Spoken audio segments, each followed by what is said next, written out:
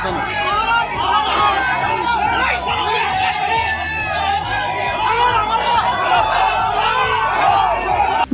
পূর্ব ঘোষিত কর্মসূচি জেলা শাসক দপ্তর ঘেরাও এবং আইন অমান্য আন্দোলনকে কেন্দ্র করে ধুন্ধুমার কাণ্ড শহর কোচবিহারে।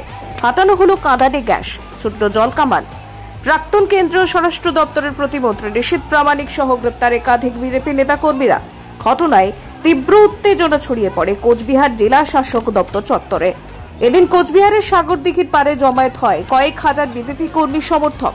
কিছুক্ষণের মধ্যেই শুরু হয় উত্তেজনা। অভিযোগ, বিজেপির তরফ থেকে পাথর এবং ইট বৃষ্টি করা হয়েছে পুলিশ কর্মীদের উপরে। ঘটনায় অন্তত পক্ষে 18 জন পুলিশ কর্মী গুরুতরভাবে আহত হয়েছেন মহিলা পুলিশ কর্মীরাও। উত্তেজনা সামাল দিতে প্রথমেই 4 রাউন্ড কাঁদানে গ্যাস ছুড়ে পুলিশ। পরিস্থিতি বেগতিক বুঝে জল কামান চালাতে বাধ্য হয় পুলিশ। গ্রেফতার করা হয় ঋষিত প্রামাণিক সহ বেশ কয়েকজন বিজেপি কর্মী সমর্থকদের।